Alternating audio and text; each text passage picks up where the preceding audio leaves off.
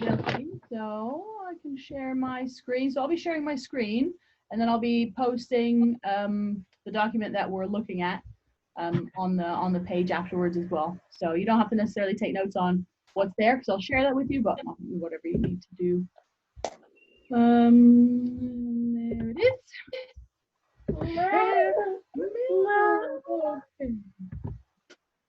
Just Okay. because Logan's going to be whinging for milk, so I'm here. Okay. So the first thing to say is that this whole female hormones thing, which does also link into perimenopause and menopause, like relatively new for nutrition. And we said, maybe not last week, but a couple of weeks ago, about most research that's out there, particularly when you're talking about women training nutrition and, in essence, how fatigued or how much energy you've got, or whether you're just feeling off, or whether you go into the box one day and feel incredible. All of that type of research is really it's traditionally been around men, and they've just applied the principles to women. And now what the training community and the nutrition community are saying, oh no, it's really different. So men work on a 24-hour cycle. So they'll have times in the day when they will be a lot stronger, or feel and perceive that they can lift a lot more, or feel or perceive that they can run faster, for example. And women work in 4 phases, which we're going to go through each phase. Now, even if someone is premenopausal or has gone through the menopause, a lot of the same hormonal patterns are still trying to happen within the system for a certain amount of time. And nothing that will be spoken about today, and I should always open up by, I'm not a doctor, so if there is anything wrong and you feel you need to see a specialist, then please do so. There's been a lot on the NHS coming out this week about people being encouraged to go back to their doctor if they feel there's something wrong. But nothing that I'm going to tell you is going to do you any harm anyway, because everything is about good, real food and increasing your vitamins and minerals, but looking at some of the macronutrients and where in the phases that you should increase or decrease, or maybe understand why you feel like you've got more cravings, for example. But in general, I mean, the second line here, understanding our cycle can improve concentration, fatigue, better overall health, more creativity, better moods. All of those things are benefits of just cleaning up your diet anyway. And that doesn't necessarily mean you have to be some kind of boring nerd-like nutrition geek that just only follows a very strict pattern. It's just really about making sure that you get a good varied diet. And balance is really key for your mental health, because nobody can sustain stupid, strict diets for any length of time. So I suppose the third paragraph about active listening, for those of you who have an interest in this area, I have shared it before, but I'll just show you. This lady, Elisa Vitti, she has her own website. I think it's called intheflow.com. I'm listening, I've nearly finished her next book to this one, which is, I can't remember the title of it now actually, but I'm listening to it on audiobooks, and it speaks a lot more about training, for example. But the way that she writes, she put it into really simple terms, and she's looking at the science because she's a doctor, but she's making it relevant to everyday life rather than it all being too complicated. So what I did was I went through and looked at the 4 phases. So I can talk about obviously some of the thoughts and feelings that you might be having and why that's occurring. So for example, in the menstrual phase, we're not pregnant, so immediately our estrogen and progesterone levels drop down, and the movement of these hormones really does determine how we're feeling and what we should be doing when we're training. So during that phase, it's about taking it down a bit. So I might have put here, consider more gentle forms of exercise, walking and yoga.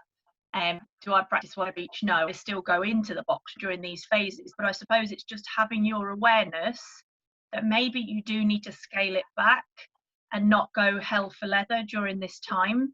You're only going to make yourself feel a lot more fatigued. So going into the box is just going to be counterproductive if you're just going hell for leather the whole time. Keeping a log of where you are in your cycle is really good, even if you just do it for a month or two and just note how you're feeling, because it can really assist with your training, particularly in the later phases. Gillian? Yeah. Just for interest, because I didn't know it was there until a couple of months ago, for anyone that's got, it might be on other applications, but on the Garmin application, mine now tracks my cycle and it asks me for symptoms at different parts and does some trends for you. So just a bit of info for everyone else on the call, really. No, that's really useful, thanks. It's really funny. I opened up my because I went for a run this morning for the first time, oh my god, in forever, and I looked at my phone in the health app, and now Apple are also offering in that health app a little tool for cycle, tracking your cycle. There is another one, not sure. Have I seen it in MyFitnessPal as well? There might be one in there. I don't really like MyFitnessPal because I don't find it very accurate for the food recording. But if they've, I mean, anything basically. There is an app called Flow, and you document everything. It wants to know everything, and it's really, really good. Oh, that's good to see. All this sharing is really useful. So yeah, I mean, just to note how you feel, like I said, for a month is really insightful, because you can, I mean, there's no female athletes out there now, I'm talking like top level or professional level, who aren't working around this cycle for training. Every single week they will have a different training schedule based around their cycle. That's just standard now. So I've put on here, like, consider walking and yoga, but go into the box when we can, and just realize that by going hell for leather, you're not going to be doing yourself any favors. It's going to have the same kind of effect, I suppose, as overtraining. Katie, do you want to say anything about that? Yeah, absolutely. So, you know, you can take your efforts, you can look at your efforts in sessions either based on RPE, so the RPE scale I use and we use in conjunction with percentages, or sometimes just by itself, because it, you know, the rate of perceived exertion will change depending on how you feel, and that's an amazing way to gauge your output, because your RPE during stage 1 might be very different from your RPE doing the same movement or exercise during stage 2 or 3. But the RPE is the same. You've got to listen to your body, and this is very much about linking back to that listening to your body thing. So if it's an RPE of 7, and that means, you know, in your head, right, well, I could definitely do 3 more. You got to listen to that and ignore the percentage, especially around your menstrual phase. You could also look at it and think, right, well, I'm only going to go at like 60%. I'm just going to hold back. I'm just going to move. And that's going to be your session, or that week of sessions where all you focus on is just good quality movement and not trying to push for top numbers or fastest finishes. But that's one of the reasons why we use the RPE scale, because there's such variability for everybody. And it's not just women around their cycle. It's, you know, have you had a really long, exhausting day? Have you not eaten anything yet? You know, all these things are going to affect how that RPE feels on any given day. So, you know, is there anyone who I guess would like more clarification on the RPE scale, because it's such a useful tool to use, especially considering kind of that you don't want to go hell for leather full output. Make sense, everybody? Take that as a yes.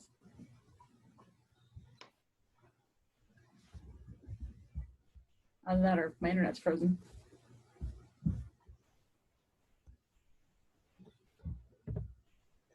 Anybody questions around to say, because I'm just about you know, phytoestrogens, you might have heard about them, but they're really useful for trying to reduce like the hot flushes you might feel. So again, this can transfer over to premenopause and menopause, and I'm definitely at night now like super hot.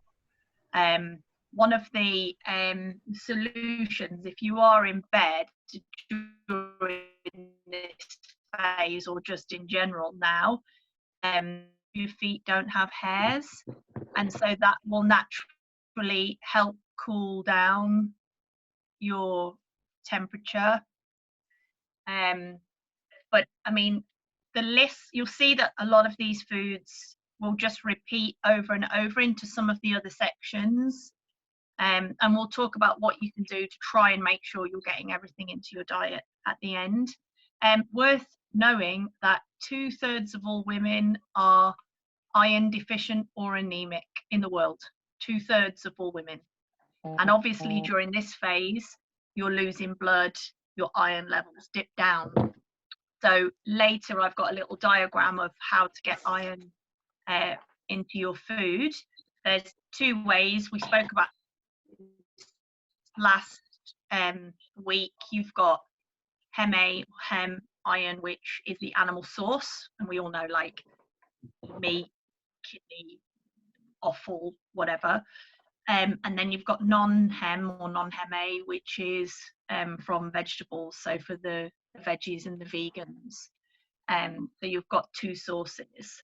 The animal source is better, but you can still get what you need from the veggie sources.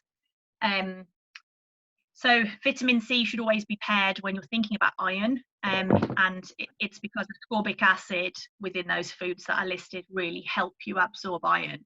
So this is what I did my thesis on. I did it on fatigue in premenopausal women, and found that just by reducing the types of drinks and foods that stop you from absorbing your iron, so you might be eating enough, but it's not getting absorbed because you're having tea, coffee, alcohol, certain types of nuts around the time that you're consuming your iron. They are stopping the absorption. Whereas if you can have some of those blockers, if your meals and you include ascorbic acid through vitamin C, a lot more iron is absorbed. So really important during that first menstrual stage to think about absorption of iron, because it's going to make you feel the more iron you have can store and can transport around your body, because there's different systems, the better you feel. For those people that are low on iron, and this is very relevant to menstruation, the go-to solution is iron tablets. If anybody has ever had iron tablets, they'll know that the side effects of those are not great. And iron tablets actually stop you from absorbing iron naturally in your diet for up to 48 hours. So they're kind of counterproductive. They're giving you iron, but stopping you from absorbing it from natural ways from your system and consumption and absorption. So I personally always turn down iron tablets, but again, I'm not a doctor, I'm not a specialist. If you can have an iron infusion, which is intravenous, which doesn't mess up your gut lining, which doesn't stop you absorbing vitamins and minerals, and it goes straight into the system. And all of the reports, all of the scientific research it's just the gold star of iron treatment. Obviously, doctors are not that keen for everybody to be referred through an iron infusion because it's way more expensive. And it can take a couple of hours for the person to sit there. And people that have had those treatments that report back have said, particularly women, that they feel incredible. It's something I made contact right before we got locked down with a company in London who do these iron infusions, and they want you to be properly tested. But it's probably something that I will look to have done personally anyway, because I know maybe I'm on the low side, even though my results always come back borderline or above okay. I can really tell when I'm low on iron. So if you do want any more information about that, just drop me a message through the Facebook group, or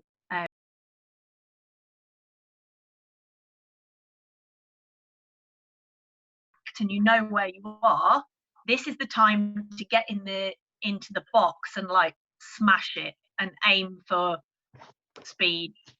I don't know, learning a new skill, because actually during this phase as well, your coordination is better. So you might notice that, and this is feeling, like Katie said, feeling and knowing your body. This will be relevant to Jen for her challenge this month. But my double unders are absolutely appalling. No, we're on a bit of a freeze here. Can everyone hear me? Yeah. So my double unders are awful during my coordination. I can't link things together. I'm like, oh my God.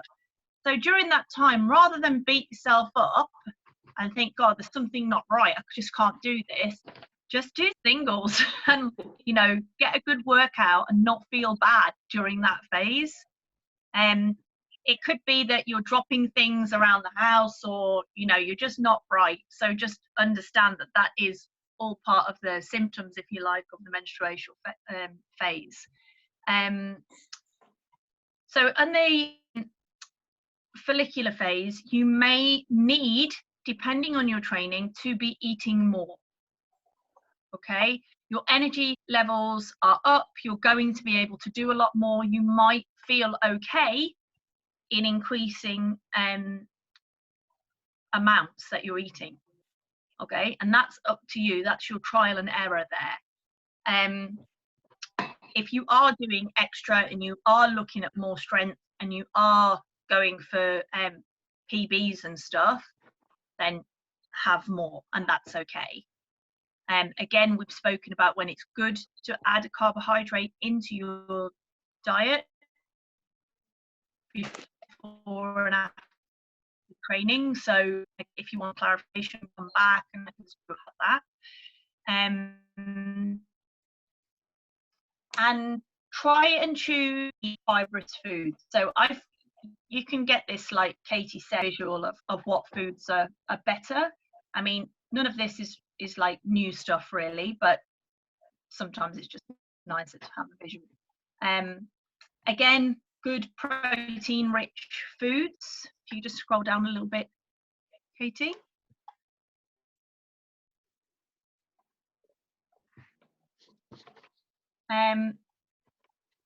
Okay, so that's the second phase, and we'll speak about how all this can come together at the end. But the third phase, your ovulation phase, again, your estrogen levels are rising.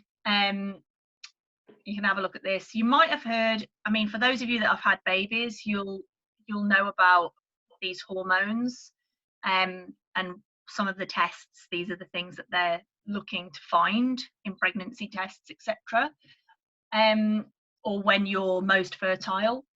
But again, you might have a slight increase in temperature, and not the best topic, but you might notice that your discharge is thicker, and that's when you know that you're going through the ovulation phase here.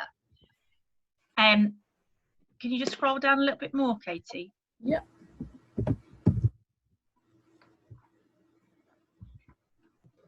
on to the next bit.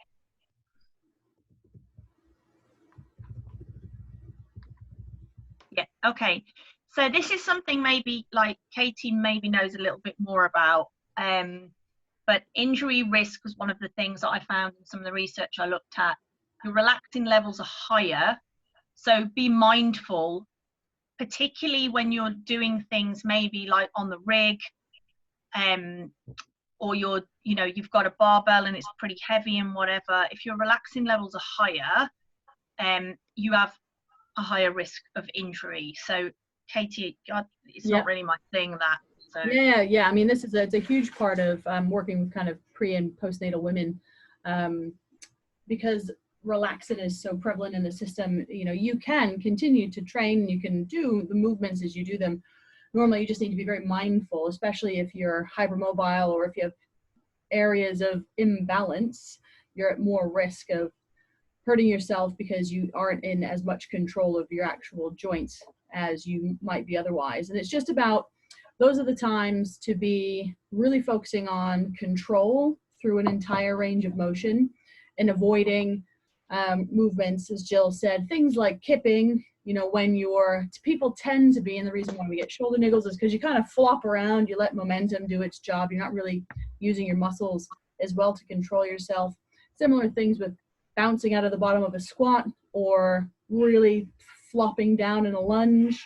Those are the things that put you at higher risk when you're not in as much control. So keeping control, almost like a tempo movement, through the eccentric and the concentric, that's a really important time to focus on that controlled movements. So maybe rather than kipping, you do strict or banded or something where you've got more control, just to help keep you safe. Yeah, cool. And then I've put a little diagram here for your sources of iron. You've got your Hem A and your non-Hem there, just so you can have a look. And that chart also has some of the milligrams per 100 gram, so you can see just exactly which are the super rich foods. No surprise that chicken liver is up there with one of the most. But you can use your veggie sources. You just need to eat more and a little bit varied for those iron foods. Fiber-rich foods, we've also said, are pretty useful if you just scroll down a little bit. Then on to the fourth phase. Again, now your progesterone and estrogen are falling. Now, this is where all of our hormonal systems are linked. They're like a motorway. Falling estrogen levels can cause serotonin levels to fall, which can increase cravings for simple carbohydrate. So again, if you're tracking and it's just about being able to rationalize, and suddenly you're thinking, oh my God, I just want cake, pizza, donuts, all of those carb foods that I call the beige foods, that like usually fast food, junk food, processed food. You really want something, then it's probably because your serotonin levels have fallen, and previous to that your estrogen levels have fallen. So you're just about to go back into menstruation and you're craving those things. But if you know that, and you can think, oh, hold on a minute, yeah, I'm craving those because I'm in this phase, it's much easier then to go, do you know what's going to counteract that craving? So Katie and I have been like chatting daily about training and food and whatever, and I said yesterday or the day before, trying to choose protein rich foods and good healthy plant-based fat rich foods actually helps to diminish or just completely push away the craving for simple carbs. Because what's happening is you're choosing foods that are keeping your blood glucose levels really, really level. If you're choosing and you have like the donut or the like milk chocolate or pizza or whatever, you are going to get a surge in blood glucose, and your insulin's going to have to work a lot harder, and then there's going to be a big dip straight away. It's like drugs. It's not a high and that solved all my problems. It's like I chose those beige foods. Oh, I've dipped down. Now I need more of those beige foods because I feel awful. I have to have more. Back up again, back down again. Whereas when you choose, when you think, I know what's going to get rid of this feeling of like being on a roller coaster, I'm going to choose something protein and healthy fat based, and that suppresses my my insulin doesn't need to work so much, and my blood glucose levels stay really nice and level. So it's a difficult one, because when you really want those things, you've got to try and fight that, unless you've decided in advance. And this is something completely different, like I'm training, or I have this event, or I'm going out and I am having these things then, because that's your choice and you're controlling your choice, rather than just sitting watching the telly going, oh God, I really fancy whatever it might be, and going for that thing. Because everybody needs balance, but it's really about you feeling that you have control of your food choices, which is a whole nother topic. So some of the feelings you might experience in that luteal phase, and magnesium can really help with that. So again, this is American, this chart, but it was one of the better ones I found. So it will tell you the percentage of the dietary value, which is like slightly different from what the UK recommend, but don't worry about that. It will tell you how many milligrams per 100 grams. So spinach is like a little bit deceiving, and spinach is deemed a superfood. There is no such thing as superfoods, like all foods are super. You would have to fill up the bathtub of spinach to get as much magnesium as if you ate a portion of tuna, if that makes sense. Because everybody knows once you start cooking spinach, it like just withers down to absolutely nothing, and you usually only have a little bit of it anyway, maybe a handful. So just choosing some foods that you don't need to fill the bathtub up, basically. I'm not saying that spinach is a poor choice, it isn't. It's a really good choice, but adding these things in, and you could have a whole number of these things together, is helpful. The same for dark chocolate. The darker the better, so the higher the cacao value, the better. But be mindful that you can't eat 100 grams of it, of really proper dark chocolate. That would be a good challenge to watch someone try and do that, because it's quite bitter. So just looking at these and thinking, how much will I get from a real portion, rather than looking at 100 grams. If we go down to the next section, so this is just, so they're the phases, and that's how you might feel in and around those times: cravings, hotness, sleep, irritability,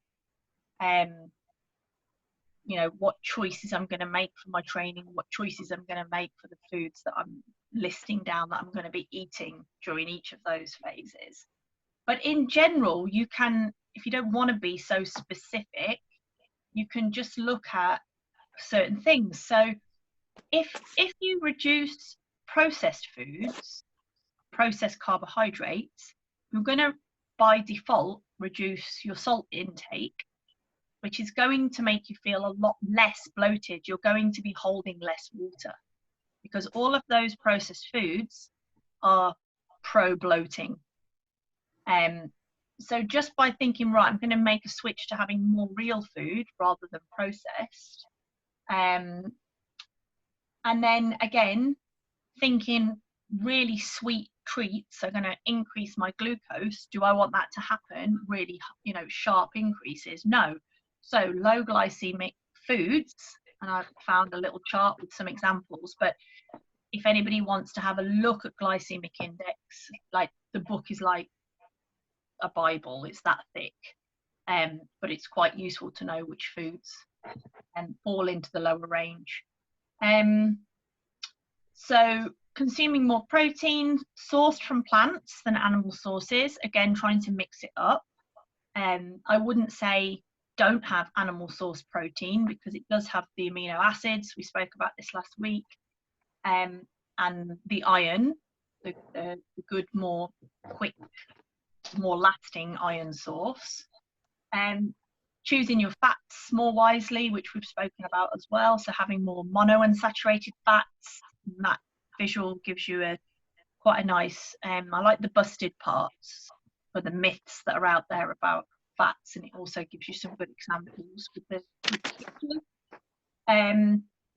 Iron we've spoken about, fiber we've spoken about, and then calcium. So people think that if they don't have dairy, they don't get calcium, which is complete nonsense. So there's lots of other foods on here which contain calcium, and you can see that dairy is down towards the lower end anyway. And I've just put a little note here that if you wanted to try some different milks, sheep's milk, camel milk, buffalo milk, if you wanted to go for that, same with the cheeses that come from those sources, they have A2 proteins. Cow's dairy has A1 proteins. We won't go down that rabbit hole, it's so boring. But A1 proteins are more associated with leaky gut. So better to try and avoid dairy if somebody has leaky gut syndrome. So then, and vitamin D, which we seem to be getting, apart from today, a bit more of at the moment. Sunlight is always best, but be careful. Oh, Gillian. Yeah. Sorry to ask on what might be an obvious one, but what would you perceive to be a leaky gut? Well, you would have that diagnosed for a start, but so leaky gut, the symptoms are like the not very nice, not being able to like have a solid poo, if you like. Right. Everything being quite watery would be a symptom. Okay. And generally you would know when you consume certain foods that you've got bloating, you've got discomfort, and really it boils down to what you poo out. But yeah, I mean, if anyone wants to bounce anything off of me, or another really great source is Tiggy and Vicky, because that's exactly what they specialize in. But yeah, leaky gut's it's a big old topic, and it's kind of a generic term for lots of potential symptoms that you wouldn't necessarily realize are anything to even worry about. A lot of us live day to day with things that actually, if you were to stop and think about it, aren't normal at all. You know, your poo should always be pretty solid. If it's not, your body's telling you something, and that's a rule of thumb. There's no exception to that. So yeah, if you're interested in learning more, don't just Google it. Come and have a chat with one of us who kind of have done a lot of work around that, particularly Tiggy and Vicky. Obviously, they're very busy at the moment, but I can relay. I'm happy to be a go-between. And it's something that I've done a decade and a half of research on myself, though I am not a doctor. But yeah, it's a deep old rabbit hole, and leaky gut can cause all sorts of other things as well. So there's lots of knock-on effects. But if you have things that bother your system, and you know that if you eat something in particular, it does something unfavorable to you, then that's a conversation that we could have, and you can explore in more depth. I mean, in the first instance, most people could just do a food diary and have a look and think, am I having enough of X, Y, Z? So fiber, for example, I spoke about it before. Everybody needs to increase their fiber. And if you like, the majority of people in the UK, like I'm talking, it's in the 80s in terms of percentage, are not getting enough fiber.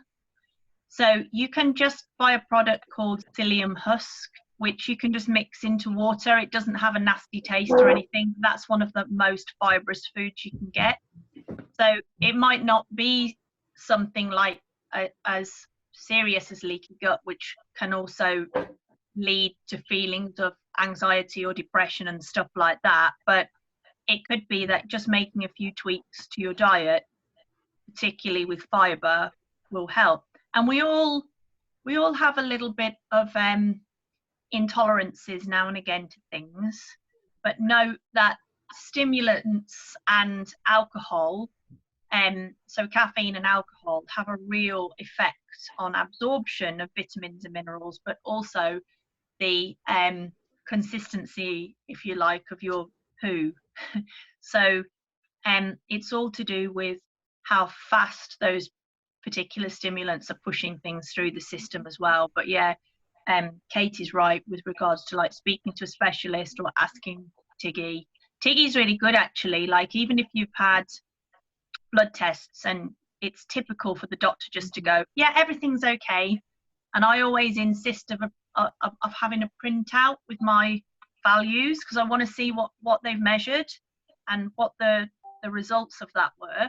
And I've screenshot it and sent it to Tiggy before and said, like, you know, where am I on the scale for this or this? And she'll come back and say, yeah, it's all good, and this would relate to this. You know, she'll explain it. She'll take her time to explain it. So yeah, it's very general, but I thought we could just open up and you can ask myself or Katie any questions that you might have about training and eating around your cycle.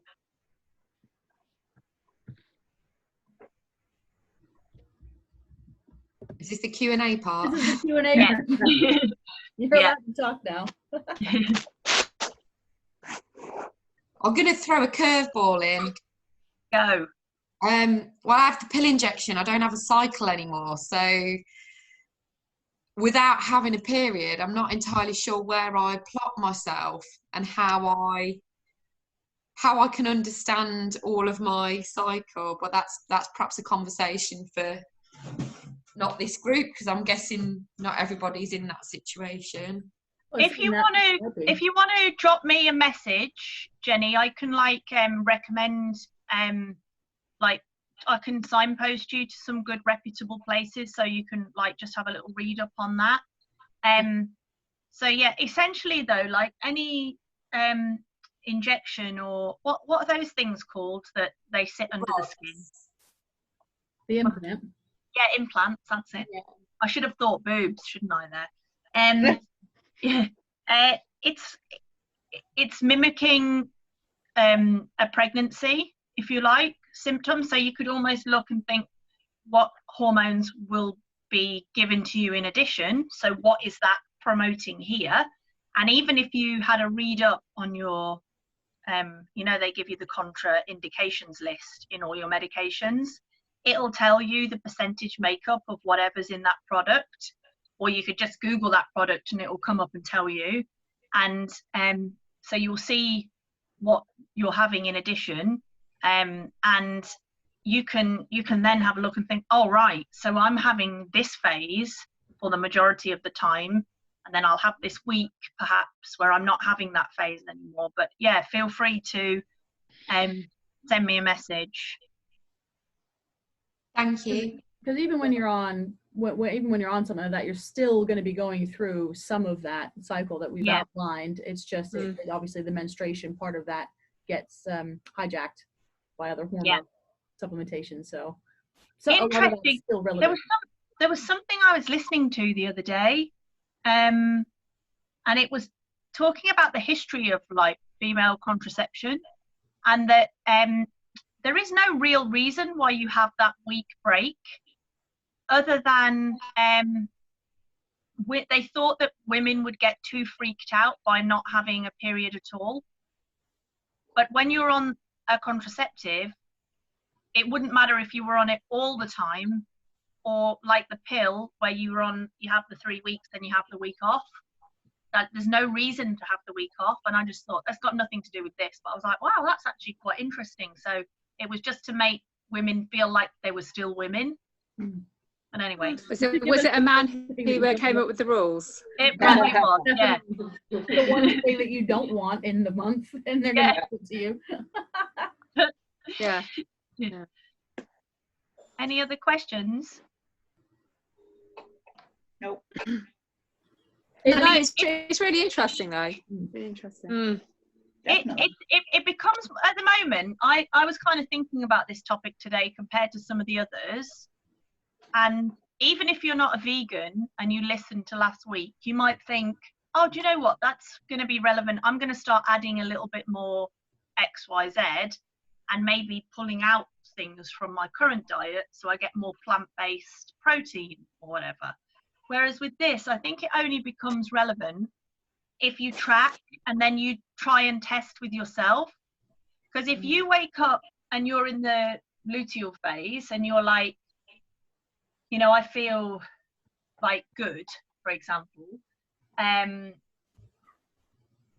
I'm going to go in and, like, even now my mindset is different because I've recorded and I know what phase I'm in, and that's the phase, and so I'm going in and I'm going to go in hard. I just think it becomes useful, and having forgiveness in the menstruation phase of feeling like, oh my God, I'm totally wiped out, I don't feel good, looking at the whiteboard and thinking, what has Katie programmed? Oh my God, this is shocking. And that's okay to feel like that, and just have a quiet word and just say, I'm just going to scale it back. I do it all the time. I tell the coaches what I'm doing and what I'm not in terms of I'm changing the whole program because I don't like it. Just like, if I don't feel good at 45, I'm not beasting it. I'm not doing that bit, and I'm going to do this instead. Is that okay? Nobody ever says no. Let's all turn into fucking divas. Now, hang on a minute. I was just going to say that. Oh. Hang on a minute. Work on the overhead. E scale. Katie will be like, hang on a minute, Jen, you had that part of your cycle last week. Yeah. I'm going to start tracking your cycles for you. I'll be like, uh-uh. Yeah. Yeah. It's true though, and it's a really good, I think it goes both ways. You can either be reflective and keep this in mind if you're not overtly tracking, or you can use it almost preemptively and think, right, I know that next week's going to be a bit of a crap week, and then you're mentally prepared for that, so it might not hit you as much as it would if you're just like, God, why does this feel so heavy? This is rubbish, I hate this, I quit. Because actually there might be a pretty legitimate reason for that, and if you're preempting it, if you think about it, planning it, you're like, well, actually next week might be that week. It just takes, I think it helps to get rid of some of the roller coaster that is our month. I mean, we're all roller coasters anyway for the most part, and that's just going to be one way to help you take away a little bit of the depth of the plummet, I think, on that roller coaster, if that makes sense. Yeah.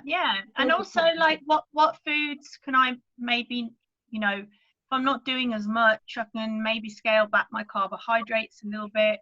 I can add more magnesium, or I can make sure I'm getting good iron-rich foods in my diet to make me feel better.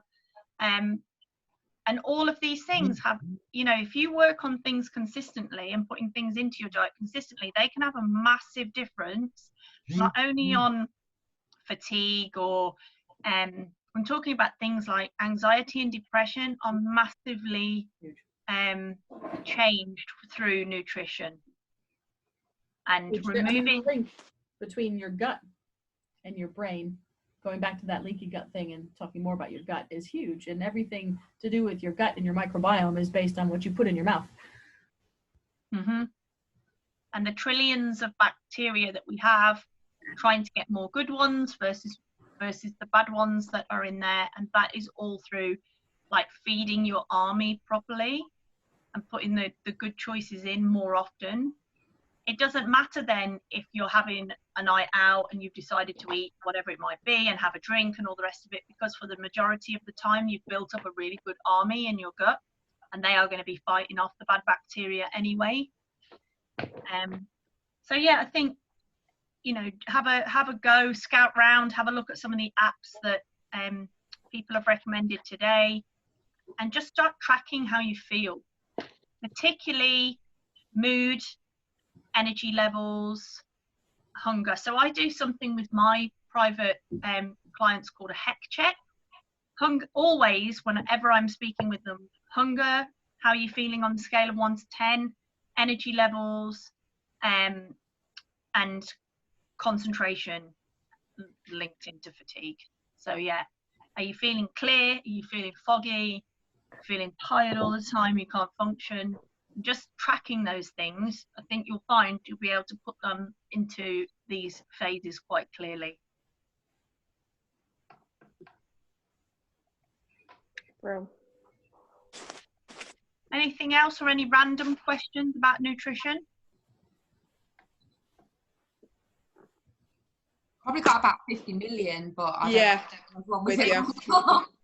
Just send them to me, because it's like, while we're in this lockdown, I said to Katie, I'm happy to work with anybody from the box who wants help. You know what, one underlining thing I always say, and this is every registered nutritionist in the country, tracking calories, counting numbers, tracking macros, percentages, blah blah blah. The way that it is usually calculated is massively inaccurate. The tools that are out there to track things are 25 to 40% incorrect. There's certain ways that you can measure your foods, and you wouldn't want to be in a laboratory doing it, because it's tedious and takes so much time. And the behaviorally, I don't even think I've said that properly, but your behavior massively determines your success of following a dietary approach. And I don't mean a diet, I mean a dietary approach. Like, do I need to increase more iron into my diet? Do I want to look at a weight management program, whether that might be reducing my weight, maintaining my weight, or increasing my weight? If once you go down the rabbit hole of counting, looking at numbers, the majority of people can sustain that for a very short period, and then there's more chance of feelings of getting fed up, feeling like you're not a success, you can't cope, you can't continue, it's all overwhelming. Usually comes at week 3 for most people. And anybody can follow, anyone can follow something in the short term, which is count, but you won't find a registered nutritionist that would tell you otherwise.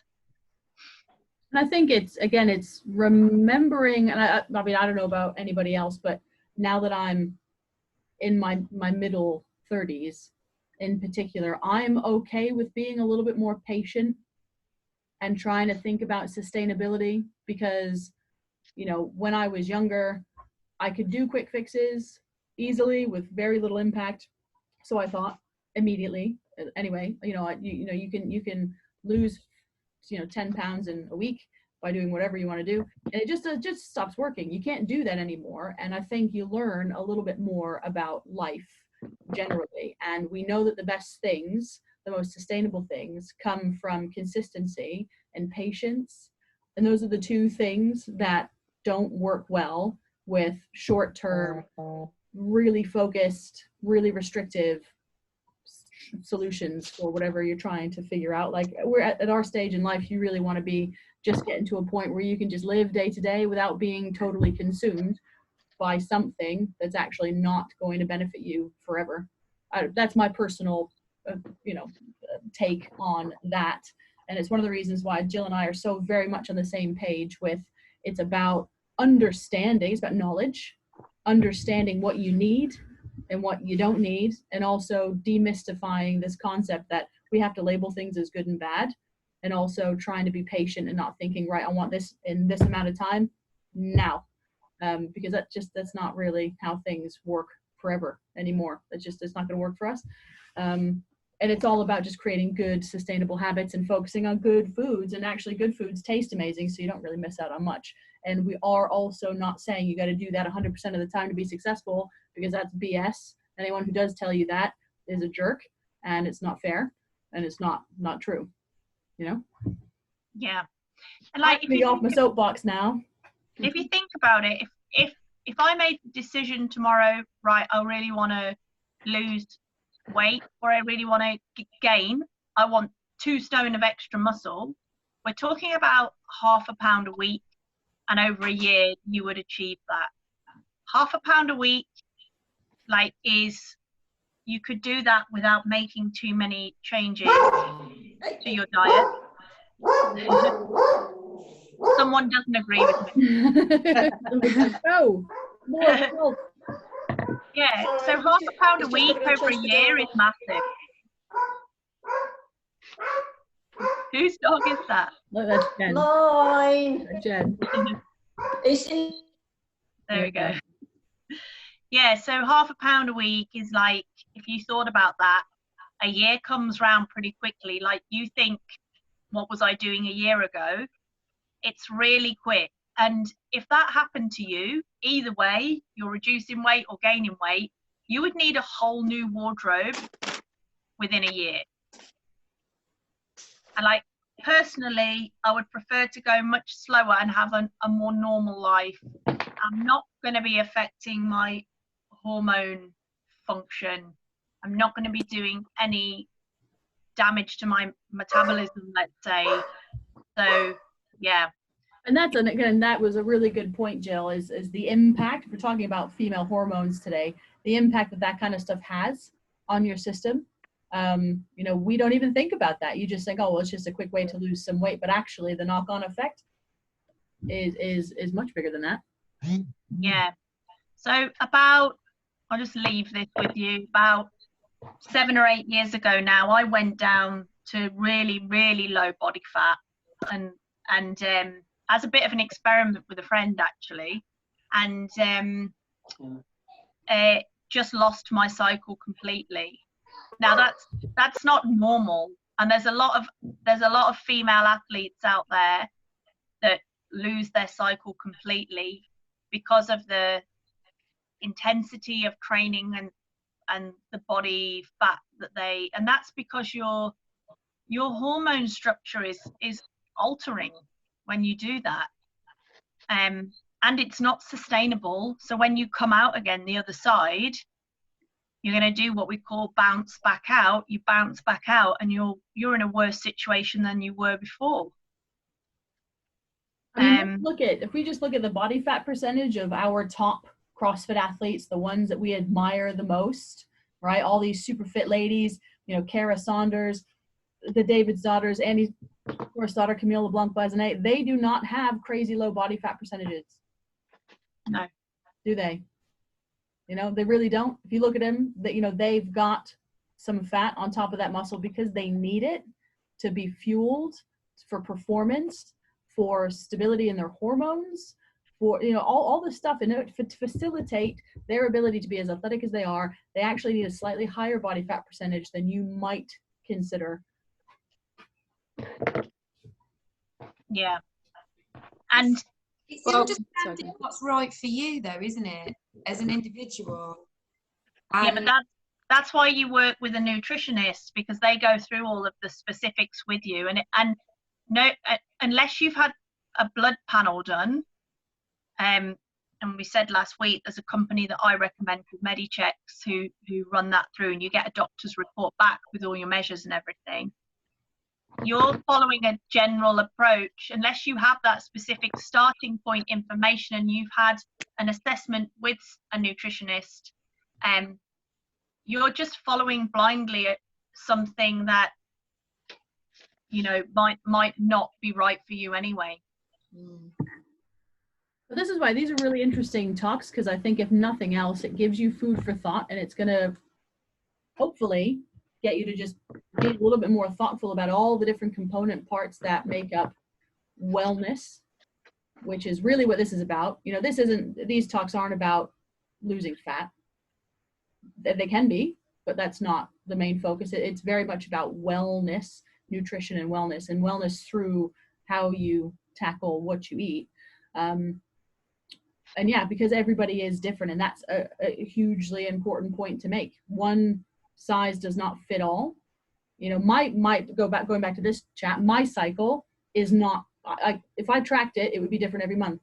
It's almost impossible for me to know what's happening until it's already happened, because I have it's like a 3.5 week cycle, but it changes every month. So my period's a different week every month. It's a ridiculous thing. And other women are literally spot on the same day of the month, every day, from the day they start their period to the day they stop having a period. Everybody's so different. This is useful to me more almost retrospectively, because I can be like, now that's why I really wanted chocolate the last few days. There it is, stupid period. Whereas other people, it can be, you know, a better tool. And every element, everything we talk about is like that you take from it what like clicks with you is like, oh yeah, that's me right there. Now I'm going to start thinking about this or this. Yeah. Well, thank you very much. I've got to go because my kids have got a Zoom call now. Sorry. That's okay. But talking about body fat, my middle daughter said to me today, "Mummy, your bum's so squidgy." So I don't have a body fat problem, I don't think. Let's get you to do some more lunges and stuff, Anita. We'll be fine. I was like, well, I like my extra padding, you know, it's fine. Exactly. Like, Anyway, you've got a nice, sexy bum shape. That's good.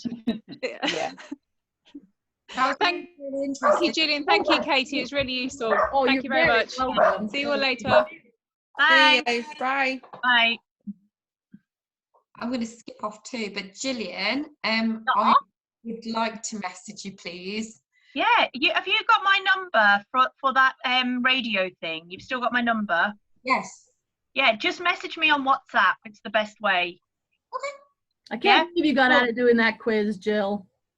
Oh, I was so gutted. I didn't orchestrate that. I just threw all the names and numbers at them and they sorted it. It happened with the rugby girls as well. One of the first girls to volunteer got sidelined. I was like, I didn't do it. I'm really sorry. Oh no. I'm not being funny. I didn't hardly know any of those questions. Like I would have got 1 or 2 per round, and that was it. I don't know how I knew 2 of those questions. Good grief. Like a miracle. Right, I'm going to carry on with my cleaning, but that was dead cool. And Gillian, I'll be in touch. Okay. Thanks, Cool. Jen. Take care, Jen. See you later. See you, Jen. Bye. Anybody else have any questions? Or remember that you can always drop Jill a message if this has sparked anything or you think of something later. This isn't the end of the conversation. No. In fact, it's probably hopefully the beginning of a conversation. It's really the whole point. So like definitely reach out. Any advice or guidance or have any questions. Brilliant. No, lovely. Thank you. That was really good. Yeah. I hope you got all your cutting out done, Stacey. I was watching to make sure you were doing it properly. Thank you. I have just finished. Perfect timing. I can start assembling. Jess was knitting. Stacey was cutting. Yeah, I got carried away with my knitting, and then I was like, "Oh shit, it's 2:10. I'm gonna miss it." I'm knitting a snood at the moment. What are you knitting? Well, I was gonna do a scarf, but then the wool's so thick